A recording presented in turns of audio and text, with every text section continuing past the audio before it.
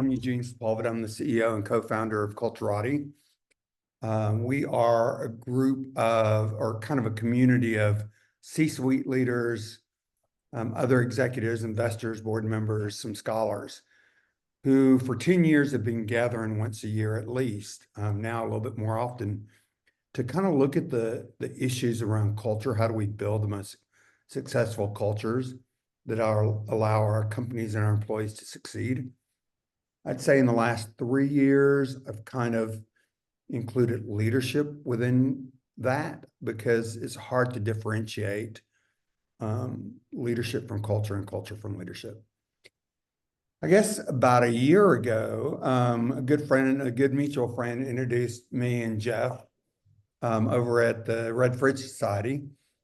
So we're really excited to have him here for the session on becoming an AI-driven leader, harnessing AI to make faster, smarter decisions.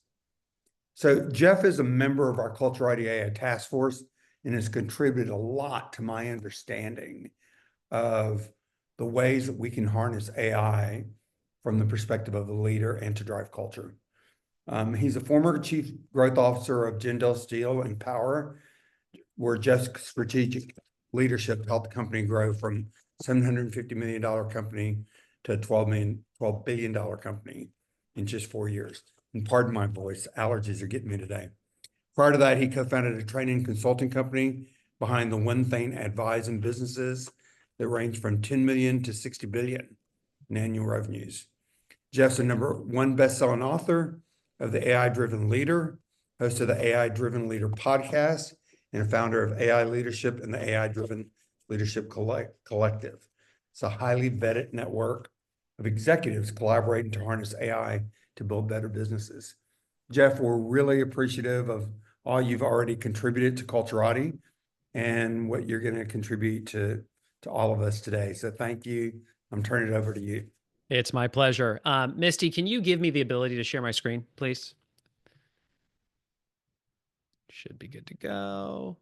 Boom. Very good. All right. So I would love to hear from people in the chat box. This is going to be highly interactive. How long have you been using AI yourself? It could be anything from today's my very first day to I've been doing it for years. Give me that sense in the chat box because this will help me understand. 2 years, 1 year, about a year, 6 months. Okay, fantastic. Hopefully what you see here today, even for those of you that are seasoned vets, hopefully I take you to a new level. And for those of you that are doing it for the first time, I'm just going to take you straight to the top. What if the biggest threat to your business wasn't the competition? It was your own thinking. This is something a group of CEOs learned when I was in person with them. I was doing a workshop and I asked a question, which was, what are the biggest problems you're facing right now that if we could solve them would unlock a completely new level of growth for you? And one CEO looks at me and he says, I got a good one for you. I run a manufacturing company. I leased all this equipment from a company in Japan. But things have shifted in the market. The debt is now killing us. We're going to go bankrupt if it doesn't get restructured. I go, okay, what have you done? He says, I feel like we've tried everything. And he lists off 5 very specific strategies he had deployed. And he said, none of this has worked because this is a public company in Japan. It's gone all the way to the board and they are refusing to restructure the debt because they think they'll lose face in Japanese society. He goes, I have no next step. We're probably going out of business. Can AI help? Now, for several years now, I have had this sticky note on my desk. How can AI help me do this? And so that prompted me to write the following prompt. And now when I write prompts, 99% of the time I am following this framework, CRIT. Context, role, interview, task. You want to take a screenshot of this or you want to write this down, I promise you. You give it tons of context on the situation. You assign it a role, so an expert type of expertise you want it to have. This is what makes me different from everybody else. I don't ask AI questions. I turn the tables and have AI interview me. I have it ask me questions to pull deeper context out of my head so then it can help solve a task. Here was the exact prompt that I wrote. Context: I'm a manufacturing CEO. I leased all this capital equipment from a company in Japan. Things have shifted in the market and the debt is now killing us. We're going to go bankrupt if it doesn't get restructured. We feel like we've tried everything. And then I listed all 5 strategies. None of it has worked because this is a public company in Japan and the board is refusing to restructure the debt because they think they'll lose face in Japanese society. I have no alternatives and I feel we're going out of business. Role. Your role is to act as an investment banker with deep expertise in restructuring debt. Interview. Interview me. Ask me 1 question at a time, up to 3 questions to gain deeper context. Task. Then your task is to generate 5 non-obvious strategies I could deploy to get the board to restructure the debt. Now, instead of treating AI like a Google and asking an average question like, how can I restructure the debt with a board that's saying no? AI turned the tables as a investment banker with deep expertise in restructuring debt and asked, do you have any relationships with other influential executives in Japan that this board would respect? I looked at the CEO and he went, whoa, I would have never asked that question. I actually do. And then it asked 2 more surgical questions just like that. And it came back and said, here's your 5 non-obvious strategies. Number 1, it called the Saving Face Consortium. It said, you have enough relationships with the right people in Japan, approach them. Have them acquire the debt. Give them really favorable terms. Your debt will get restructured. The board will save face. I turn and I look at the CEO and his whole body language has shifted. He's literally holding back tears. And he turns to the other people in the room and he goes, I have not slept in 90 days. I have literally been making peace with the fact that we are going out of business. And in less than 10 minutes, I got hope. A few months later, I will always remember, my phone rings and it's a text from him and it says, the ball is moving. I actually think this is going to get done. Here's why I share this with you. Your ability to think strategically is the difference between growing your business or going out of business. But you have to learn to ask the right questions. And right now, when I think as leaders, when we look at AI, I think a lot of people are asking the wrong questions because they're making it about AI when it's never been about the technology. It's about the leaders who harness it to build better businesses and better lives. Now, my journey started back in college. I went to UC Santa Barbara. This was my actual campus. It was a very difficult 4 years of my life, as you can imagine. My senior year, I'm doing a internship and I sit down with the CEO right before graduation and I asked him what job I should get after school. He looks at me and he says, Geoff, you're asking the wrong question. This was the first time in my life that I would realize there are the wrong questions and there are the right questions. And he said, you should be asking, what are the skills I can master that are so valuable they'll serve me no matter where I go? Then go find jobs that will help you build those skills. Best career advice I have ever been given and highly relevant for us as leaders in our companies when we talk about culture and specifically around the fear around people and people thinking they're going to lose their jobs. We have to detach ourselves from the way things used to be and reimagine who we can become and the skills that we can acquire, that AI can free us up to acquire where it can enhance us, not replace us. Now, based on my personality, he suggested I go into sales. I went to work for Xerox selling copiers, pretty quickly realized that nobody likes their copier rep, and I had a deep need to be liked. So I went into medical device sales, thought if I could run through hospitals, wear scrubs, try to get my wife to call me McDreamy, it would be a good life. 2 of those 3 things happened. Now I'm growing the hair out. I'm going for number 3.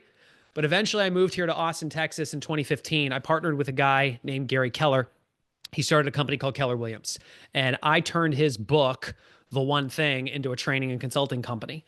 And a lot of what I was doing was I was stepping into boardrooms or executive teams for strategic planning. And FedEx was a client. I took them from a 21-page business plan down to 1.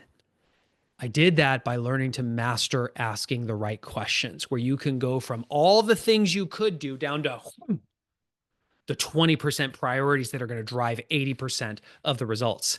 This became a superpower. I exited the business in 22 and I stepped in as chief growth officer of Jindal Steel and Power. Family office, tons of operating companies, vertically integrated, but they were playing in silos versus playing at a group level. And I saw an option to, if I could focus on 4 drivers: strategy, which is your competitive advantage; execution of a strategic plan; people, here's a good one: the purpose of your people is to achieve your goals. Your goals change every year. Your job descriptions do not, which means you have an inherent lack of alignment every single year. I wanted to realign the workforce and then look at technology and ask, how can technology supercharge everything? As you can see, it worked. The market cap went from 750 million to 12 billion. During that time, I saw ChatGPT for the first time. And when I saw it, I think like a lot of us, out of curiosity, put me in the chat box. If when you first saw ChatGPT, you were like, that's cool, I'm so busy, I'll get to it later. Or you know what? I'm going to delegate this to my tech team. If so, put me in the chat box. That was me. That was me. But then there was this part of me that was like, Geoff, focus on the skills that are worth mastering. They'll serve you no matter where you go. And I started to dive in, but pretty quickly, it felt like a waste of time. And have you ever felt like that, where you're like, this isn't that great? Like, it's not quite working well. I was using it to write a better email. That's a waste of my time. But I started asking myself better questions. What are the things that matter most in my role? Strategic thinking. How might I use AI to elevate my ability to think strategically or to make faster, smarter decisions? That was the right question. And that's when I realized it's not about asking it questions or delegating tasks. Turning the tables and having it interview me was an unlock. And I was in India every quarter. I'm at the chairman's house and I made the pitch. I said, this is the future. And he goes, I agree. We should drive it through the whole company. I agree. This is so important. You should own this as chairman of the board. I disagree. You do it. I immediately committed. I was so excited. Walked out of his house and went, crap, I have no idea what I am doing. But this is when I remembered advice I got from Gary Keller. Anytime you're hitting a ceiling of achievement, you're just missing a person. Who am I missing? That became Google. We partnered with them. I started living in their headquarters in Delhi. This is the team I was working with. They taught me what the tech is, how it works, how do you identify use cases, how do you tune models. And as I started to drive this through the company, I realized a much bigger problem, because you have all these tech and consulting companies pushing this as a solution, looking for a problem. It's backwards, folks. AI adoption is none of your goals. Building a better business and better lives is. Those consultants, those tech companies, they have a role to play, but it is strategy first, technology second. But nobody was talking about the difference that made a difference. You, the leader. And so I said, I quit. I resigned January of 24, February 8th. I said, I'm going to write a book about this and I'm going to build a company about this, focused on the intersection of you as a leader, how you have to think strategically, and how you can harness AI to accelerate all of it. The book has blown up. It's hit #1 in the world because it was specifically written for you. Non-technical, C-level executives who are busy, know this is the future, don't know where to start, and need to know how to go from 0 to 1 in a way that matters. So everything that I show you here today, I'm focusing on what are the simple 20% ways you can use this at a C level that are going to drive 80% of your results. That if you can knock that domino down, is going to set you up for everything else. When we look at culture, when we look at use cases, when we look at the teams that we need to bring in, it all starts with you. But I realized something critical. Your greatest opportunity, your greatest advantage with AI is not trying to know everything about AI. How many of you have felt like this is moving so fast, I just can't keep up? If so, give me a #1 in the chat box. If you've been like, I just can't stay ahead. Stop trying, folks. That's not how you win. It's actually about surrounding yourself with the right people, asking the right questions, and tapping into collective knowledge that helps you get ahead. This realization, I stopped building a consulting company. I stopped building a tech company and said, instead, I'm going to build the world's largest network of AI-driven leaders who want to collaborate to share our knowledge on how we're deploying this strategically. So we have world-class cultures, we build better businesses, and we build better lives. So everything that I share with you is from the work I've done myself, plus the things I'm learning from all these leaders across the globe in terms of how they're using this strategically. Here's the core problem. You all know it's the future, but how many of you still are not clear where to start? And how many of you feel like you are falling behind? If so, put me in the chat box. Yeah. Here's the thing. You are behind, but here's the good news. You can still win. We are in this moment in time where just because other people are ahead of you actually doesn't matter, but you have to lead. That's what I value about what Eugene has pulled together here with Culturati, like us coming together in a few months in person to actually collaborate around this is a huge opportunity. But you have to realize that right now, when you look at AI in your company, most people are using it one of two ways. They're either treating it like Google, where they ask it questions and get answers, or they're treating it like an assistant that they delegate tasks to. If that's you, put me in the chat box. You're asking it questions or you're delegating tasks. Now, here's the thing. Does that bring value? Sure. But I'm going to tell you, you're focusing on 80% of the use cases that only drive 20% of the results. I want you to turn that on its head. And you got to realize that you are the thought leader and AI is your thought partner. Your job is to be in the driver's seat, casting the vision for what you want to accomplish in the prompt. And then you tap into this incredible processing powerhouse that is AI as your thought partner, not to replace your thinking, but to enhance it. You have to realize that when you look in your company, again, AI adoption is not your goal. Building a better business and better lives is. So when you look to AI, you have to recognize it's only going to help in one of three ways. It's going to make your people more productive, it's going to make your operations more efficient, or it's going to make your product and service more valuable. The end. Those are the only three buckets. But the mistake I'm seeing a lot of companies make is they're racing to put this into a product, or they're trying to drive costs down before the leaders making the call even understand what the tech is. Imagine you've only lived in black and white. You literally, when you open your eyes, you see black and you see white. The end. And then I try to ask you to describe color. You can't do it because you can't see what you've never seen. And this is the gap.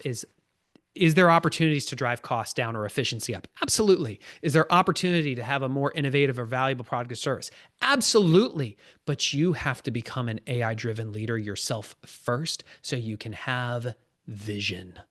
You can define strategy. You can lead your company forward. This is not a technical challenge. This is a leadership imperative.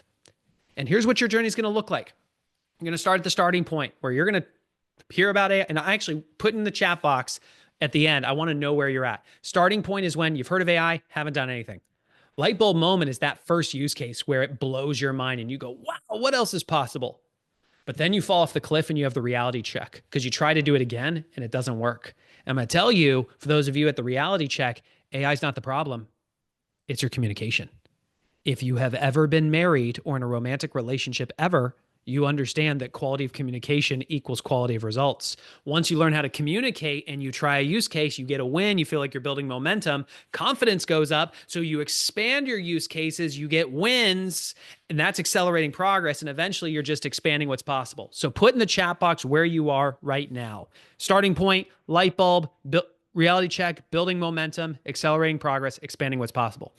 I will say this is one of the more advanced groups that I have seen so far. I'm going to tell you, just you alone, for those of you that put accelerating progress, you're ahead of the curve. Most leaders are still at reality check or light bulb moment or starting point.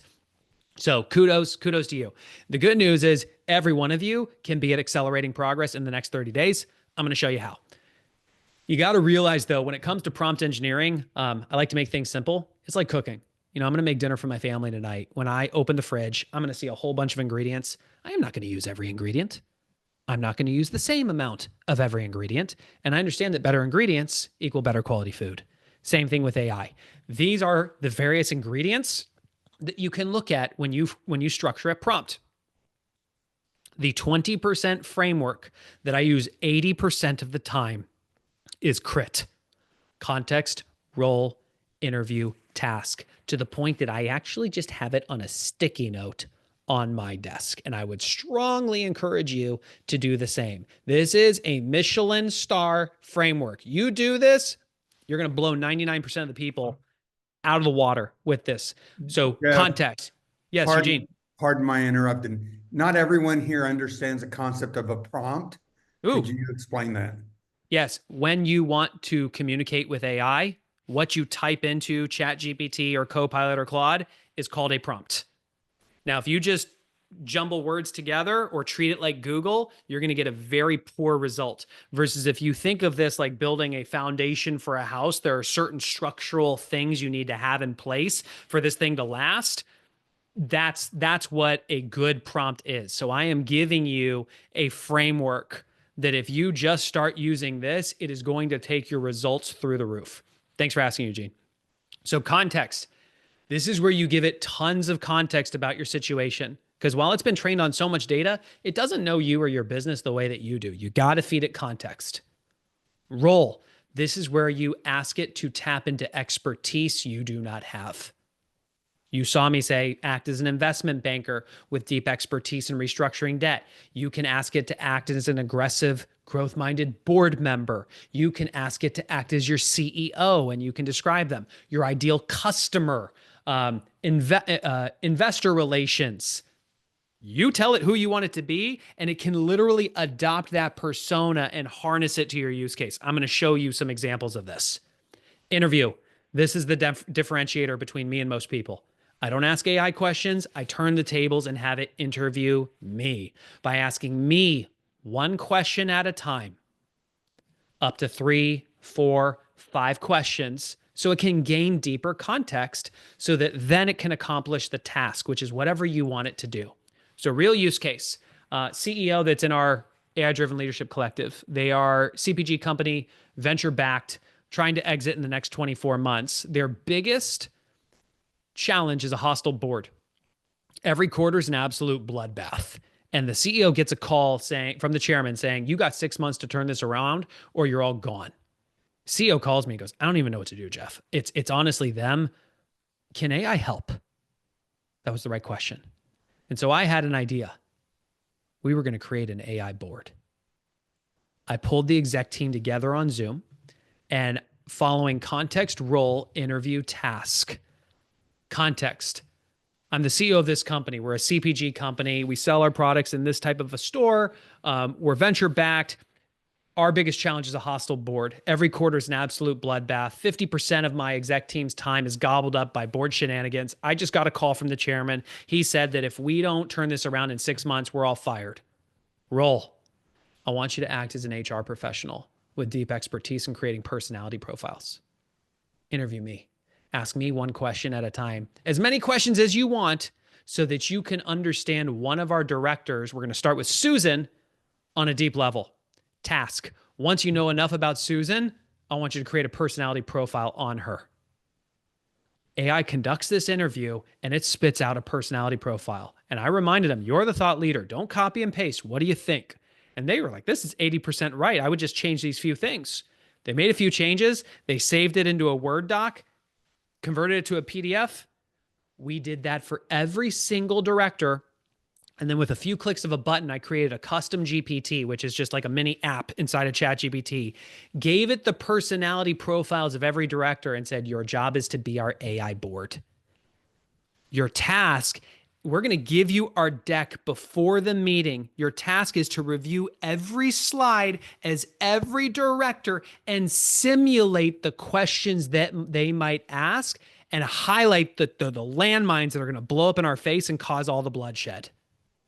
To test it, we took a deck from the past meeting. We know what happened. We pulled that in and said, give us your feedback. Guess how long, put your answer in the chat box. Guess how long it took it to read over 60 slides as every director and start giving feedback. 5 seconds.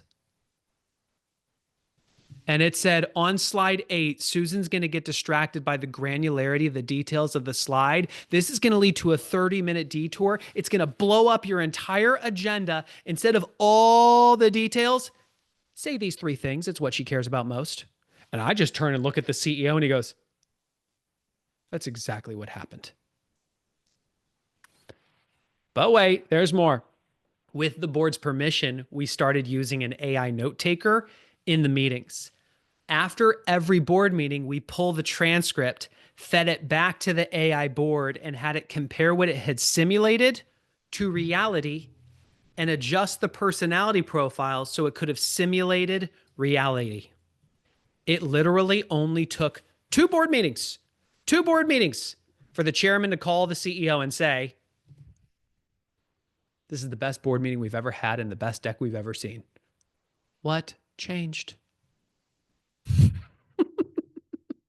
Oh, so good. Come on. So here's the big shift, folks. Here's the big shift. Most people are focusing on the tactical 80% tasks that only drive 20% of the results. I'm just asking you to shift it. Focus on the strategic 20% priorities that drive 80% of the results at your level.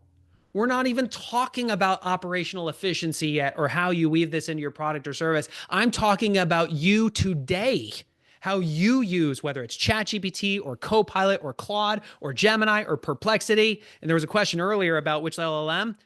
This framework, the CRIT framework, will work in all of them.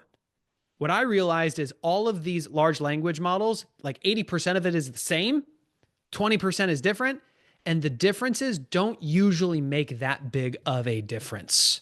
What matters is your ability to identify a strategic use case, your ability to communicate effectively with it, and your ability to stay in the driver's seat as the thought leader, assuming it meets your privacy provisions, which you can go enterprise where you can pull any of these models into your own AWS or Azure instance where your team controls the walled garden. That's the maximum. Or you can go off the shelf. You can get ChatGPT, Copilot, and Claude to not train on your data based on their terms of use. Depending on your IT and your compliance, that may be good enough for them. It may not be, but those are your options. As long as you have a model that meets your security, privacy needs, they really don't make that big of a difference yet, until you have proven you can identify a strategic use case, you can communicate effectively with it, and you can stay in the driver's seat as the thought leader.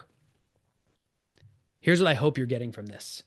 It's not about the technology, folks. It's about your ability to ask the right questions. Want to see me do it live? If so, put yes in the chat box. All right, cool. So this will be fun. How many of you have a strategic plan or a business plan for your business or your division? If so, give me a 1 if yes, give me a 2 if no. Cool. How many of you have a process to stress test your plan to make sure it has the sufficiency? You have that process now and you execute it. Give me a 3 if yes, give me a 4 if no. Okay. Not surprising, by the way. How about I show you how to turn AI into an aggressive, growth-minded board member to bulletproof your strategic plan and identify the top 3 areas of insufficiency and a plan to plug them in 5 to 7 minutes. Interested? You want to know the framework for the prompt? That's it, folks. That's it. You don't have to make AI complicated. So here is what I have done. And I will actually show this to you. When I start a prompt, I literally go context, role, interview, task. That's how I start the prompt, because now it's just about filling in the blanks. So I've already taken the liberty to do that. Here is this is a real strategic plan of a company in the collective that I have, I've anonymized it. Here's how you attach a strategic plan. Yoink. That was it. I'm going to zoom in for you. Context. Attaches a strategic plan for a company in the collective. We've had 70% year-over-year growth the last 4 years. My job has been to be an advisor to the exec team to ensure they're thinking strategically and that we hit our goals. This year, we want to do 100% growth to set us up for 600% growth in 3 years so we can have a big exit. Let's make it rain, baby. You can have fun with AI. Your role is to act as an aggressive, growth-minded board member with deep expertise in the clean beauty industry. Interview me by asking 3 questions, but ask them one at a time. This is super important, folks. If you do not give it a limit of asking one at a time, it's going to ask you all the questions at once. That is not a conversation. One at a time. To stress test our plan. Does it have the sufficiency to drive results? Are there holes in it or things we should be considering that we're not considering? Task. Once you're done with the interview, your task is to give me the top 3 areas our plan may not be sufficient and strategies to fill the gaps in the next 30 days. How many of you are like, oh my gosh, you can do this with ChatGPT? If so, put me in the chat box. Okay, ready? Enter 1001, 1000. In 1.5 seconds, it had read the entire strategic plan. And as an aggressive growth-minded board member with deep expertise in the clean beauty industry, with the context that I gave it, it asks, your plan is aggressive, but to achieve 100% growth this year, you need both demand creation and operational scalability. What is your customer acquisition cost trend? And do you have a sustainable high ROI growth engine that scales profitably? Folks, how many of you have an AI that can talk to you this way? Put me or not me in the chat box. How many of you have an AI that can talk to you this way? Trick question. Every single one of you do. What's the difference that makes the difference? It's you and your communication. Just like in any leadership, our ability to cast the vision, our ability to define the strategy, and our ability to lead our teams is the difference that makes the difference. It's not the technology. Here's my answer. Our ROAS, so return on ad spend, is 7-1. This is crazy good. We literally have to shut down ads because production cannot keep up. Our reorder rate of new customers is 2.67 times a year, and that holds strong in the following years. LTV, lifetime value, continues to grow because we launch new products every year and they buy them. How many of you is it driving you nuts that I am refusing to fix the spelling of this word? If so, put me in the chat box. It doesn't matter, folks. It knows what I'm saying anyways. Don't worry about the spell check.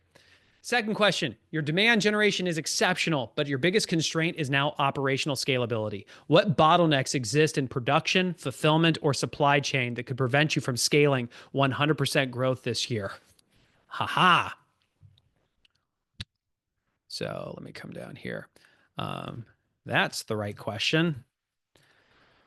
Our internal capacity isn't enough for last year's production, let alone this year's or 3 years from now. We just bought a new warehouse and all the equipment we could, but that's not enough either. We need contract manufacturers, but last year we brought one in and they dropped the ball massively. Literally,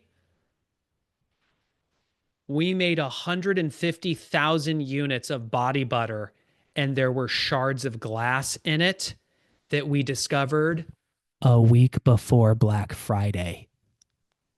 We had to throw out 150,000 units of a core product in the number 1 week of the year, and we still grew 70% last year. Third question, your biggest risk to growth is now contract manufacturing reliability. If they fail, your entire scaling strategy collapses. What is your plan to de-risk contract manufacturing and ensure redundancy, quality control, and production continues at scale? You need a bulletproof system for selecting, managing, and holding contract manufacturers accountable because one failure can break your ability to hit 100% growth. You nailed it. We need 3 quality ones in seat producing. We don't have it yet. Also, we need a checks and balances in place to ensure quality. We didn't do this last year.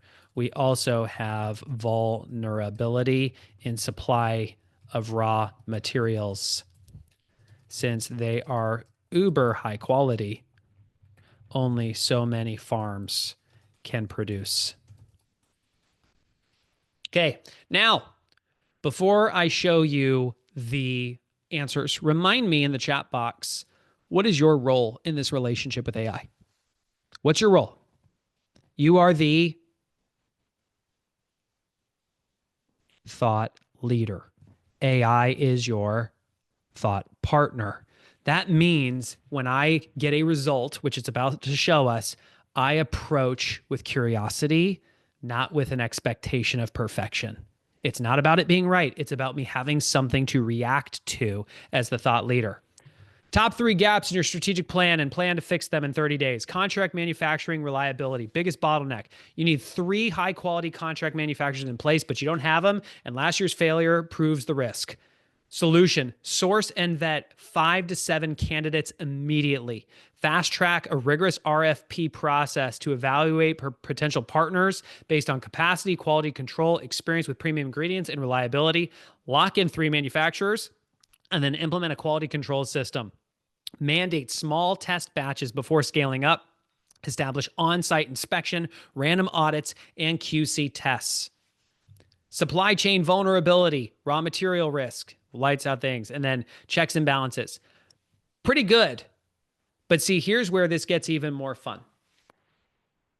Historically, we as leaders have been the player of a single instrument in the orchestra. I was a CHRO. I was a chief growth officer. I was a CEO or a managing director. Your role has changed. You are now part composer of strategy, defining the vision and the strategy of the company, but then also conductor of teams and technology. You know what it's like to conduct teams. You wave the baton and you move your org chart into action. But it's now you're moving teams and technology. So what I just showed you is with the wave of a baton, I was able to turn it into an aggressive growth-minded board member with expertise in clean beauty to conduct an. Do you see how important that interview was, though, by the way? Like, I wasn't that great at giving it that deep of context, but I made it AI's job to pull what it needed out of my head so that it could deliver the task of the top 3 areas of insufficiency. That was baton number 1. Now let's wave it and change the persona. Let's change its role. What do you want it to do next with this? So I actually think that stuff's pretty good. I want to actually send that to the executive team for real from this call. So how about we just wave the baton and we make it write the email?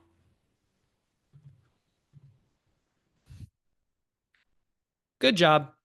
Now I want you to draft the email to the exec team from me. It needs to be a rallying cry for action. We just did the offsite 3 weeks ago. I'm sure they are slammed, but we need to bring focus in the next 30 days to build a lead this year. Write this in my voice, because it knows my voice, 80%, with 10% Simon Sinek and 10% David Goggins. I want them to be inspired to run through walls with a smile on their face. Under a second. This is our moment. Time to build the lead. Team, we just spent 3 days together in an offsite, locking in our vision for this year. 100% growth is not a pipe dream. It's the first step to something bigger. But right now, we need a critical juncture. We have insane demand. Customers are literally begging for more. We're not limited to the market. We're only limited to our ability, so on and so forth. Like, pretty good. But let's do this better. Now, I want you to act as the executive team member receiving this. You have too much to do and not enough time. You could easily feel like this is more to do. I want you to interview me, ask me 3 questions, one at a time, to gather deeper context on my intention of the message, then regenerate it so it would be motivational and get you into action. This is where content creation goes to the next level, when before you have it produced, you have it interview you first. What's the one thing that matters most in the next 30 days? If I crush just one priority, what moves the needle?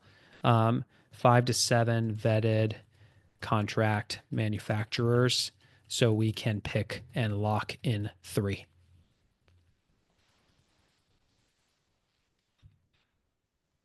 Okay, so finding and locking in contract manufacturers is the mission. What level of involvement do you need from me? Am I owning this, supporting this, or clearing the obstacles? This is for the entire exec team. Let them figure, give a strong CTA to the CEO to ensure accountability is clear. Got it. This is a top priority mission for the entire exec team, but without clear ownership, it could get lost in the chaos. Who's directly responsible for making sure we have this? That's Brian, the director of ops. Okay, now it's going to revise executive rallying cry from the perspective of the person receiving it so that they would run through walls with a smile on their face. One clear mission, lock in manufacturing, build the lead. Team, I know you're running at full speed. I know your plates are full, but let's be crystal clear. This next 30 days determines whether we lead or fall behind. Ooh, already it's good. One mission, one focus, one outcome. We need 5 to 7 high quality contract manufacturers so we lock in 3 and remove the single biggest obstacle to our growth. Brian is directly responsible for making this happen. This means by day 15, we have at least 5 strong candidates moving through evaluation. By day 30, we lock in 3 proven manufacturers to scale us. What I need from you, if you're on this team, your job is to clear obstacles. If Brian needs something, whether it's resources, leverage, connections, or decisions made fast, step in and make it happen. Cut the noise, prioritize ruthlessly. If it doesn't drive execution on this, push it back, delegate it, or kill it. Hold the line on standards. No half measures, no hoping it works. This isn't just about getting manufacturers, it's about ensuring they deliver at our level with 0 quality risks. We're not here to chase, we're here to dominate. This is how we create separation from the competition. This is how we control our future. One focus, one mission, one hesitation. Let's build the lead. Oh my gosh, that's good. What are your thoughts? What have you learned so far? What have you learned?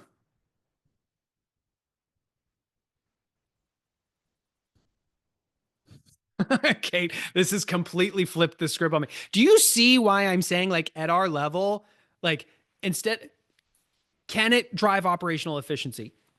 Can it bring more value to our customers by better products and services? Sure. Folks, if all we did was get your executive team to do this the way I'm doing this, what does that do for the company? Then what happens if you had your workforce using this? Come on.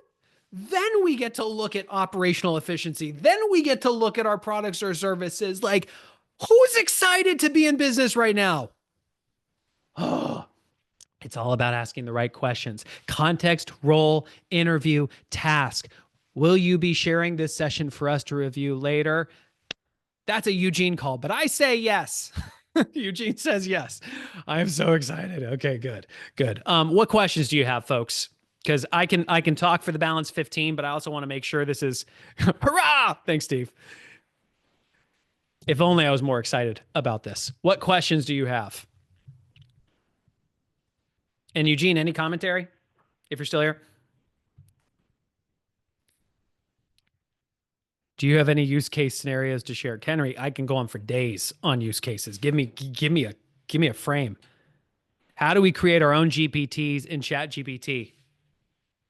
Rick, I'm not saying this to be cheeky. We got to shift the questions we're asking ourselves. Instead of how do I do this? How can AI help me do this? If you went to ChatGPT, context, role, interview, task, context, I really want to build a GPT to create my own AI board. Your role is to act as an expert prompt engineer with deep expertise in creating GPTs. Interview me, ask me one question at a time, up to 5 questions to understand what the heck I'm even trying to build. And then your task is to give me a step-by-step plan I can execute to build the custom GPT. It'll work. Is there any way for folks to know that you used AI for this? Kelly, I'm unsure that's the right question. I want to create, if you're operating in a culture where using AI is frowned upon, we got to shift the culture. It's like if I said, "Oh, I don't want people to know that I use the internet for this. Oh, I don't want people to know if I use Microsoft Word or Excel." That's what AI is going to become. It's going to become that pervasive that it's just a standard tool. As leaders, we've got to flip the script to where it's no longer are you using AI? It's you better have used AI. Start from the top and lead and make this a requirement.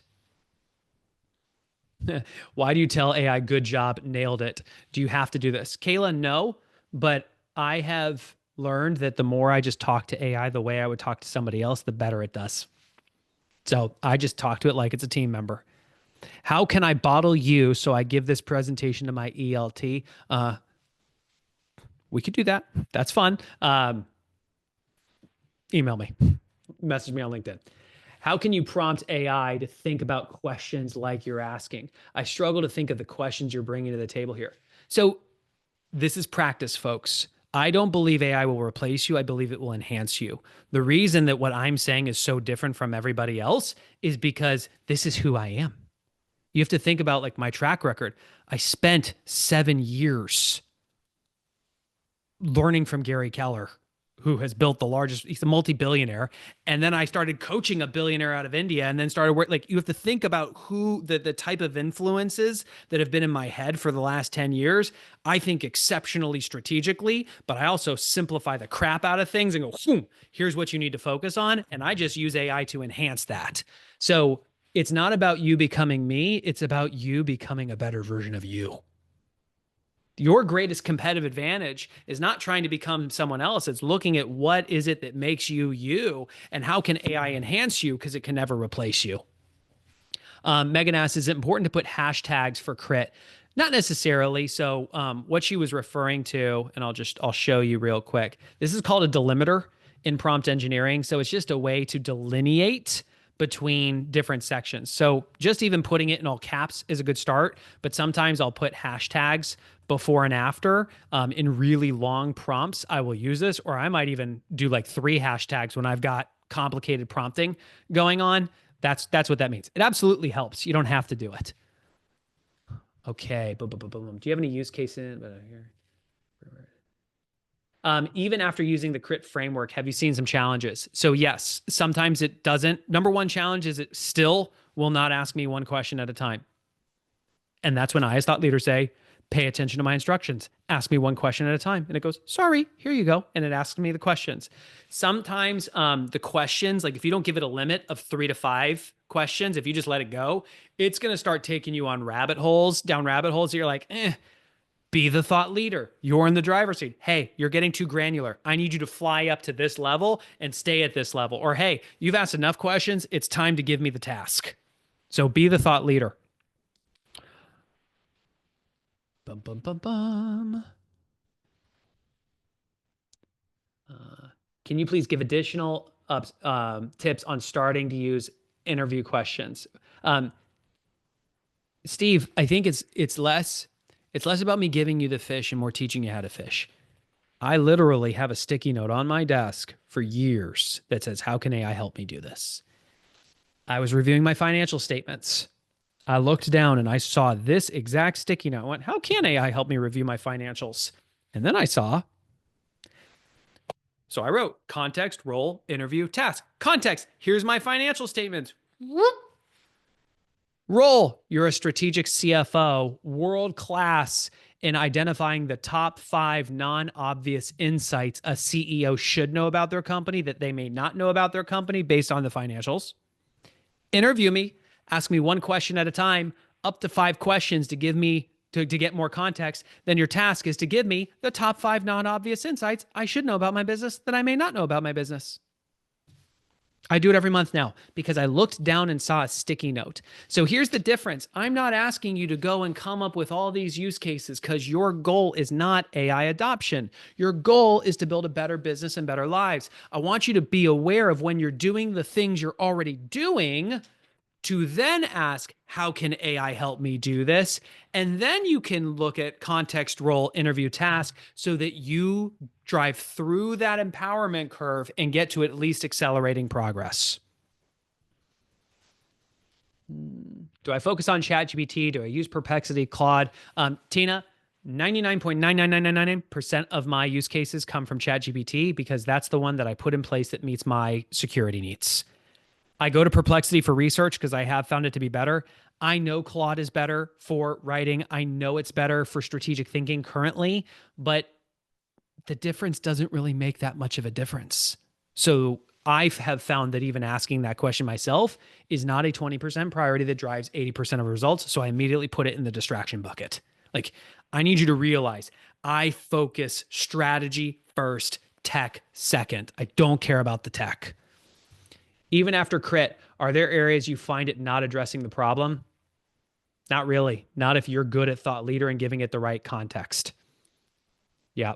Okay, let me land the plane and show you how to drive this through the company. I want to give you a little bit of a roadmap. Where did Jeffrey's slides go? Here we go. Boom. Okay. We're gonna go big screen. All right, here we go. Okay, we're gonna blast through this. So in terms of the org, we did a bunch of research because, again, the problem we're solving is leaders don't know where to start. They think they're falling behind, or they may not know what to do next. We have figured out there are 5 levels when you drive this through the org. Level 1, it's just about building foundational competence with you and your exec team. That's the first domino you knock down, folks. Once you've gotten the exec team really on board so they're no longer a barrier, then you expand this to your early adopters to work the kinks out. Once you've done that, you then strategically expand it through about half the company. Once you've worked those kinks out, then you go to optimize the current state. Then you go to transform the future state. You have to start asking the right questions. Instead of asking, how can I do this? Start asking, how can AI help me do this? That will create awareness of a use case. You take action by opening ChatGPT, and if you have a good communication framework like CRIT, you will then get a good result, and that will drive you through the entire adoption curve. Literally, once a day, every day, for the next 30 days. Context, role, interview, task, you will be playing at a different level. And I want you to start with 2 sticky notes. Literally, how can AI help me do this? Context, role, interview, task. Once a day, every day, for the next 30 days. This is a game changer. Now, why now? I look to people who are more credible than me. Former CEO of Google says we're going to be living in a fundamentally different world in the next 5 years. Not 10, 5. And what he meant is that everything you know about your business is going to be different in 5 years. He said that a year ago. If, as a leader, you have been told that within 4 years, everything you know about how your company is going to change, when would you want to prioritize figuring this out? Answer is yesterday, which is why you got to get in the driver's seat. Your biggest challenge, last time I checked, any of you the chief AI officer of your company? Any of you the head of tech or IT? Maybe, but probably not. AI adoption, your goal is not to become the AI expert. It is to help with vision, to define strategy, and to lead your organization. And just recognize you got to get in the driver's seat first as an AI-driven leader, but anytime you're hitting a ceiling, you are just missing a person. And that's when you got to get in a relationship with the right people. I have found tremendous value by surrounding myself with other leaders who are thinking strategically and tapping into the collective knowledge so that I stay ahead.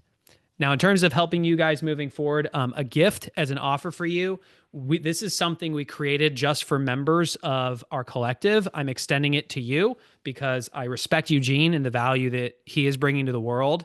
This is an AI-driven assessment. It literally will ask you 25 questions. You can do it in under 5 minutes. It will our AI model will process it and compare where your company stands to every other company we have data on. And in 10 minutes, it'll send you a custom report that will show you what level of maturity your organization is at, where you are strong, where you have weaknesses, the top questions that you should be asking yourself. It is a genuine gift. It's not something I make available to the public. I am making it available to you all because you just don't know what to do next. And I want you to have that level of clarity.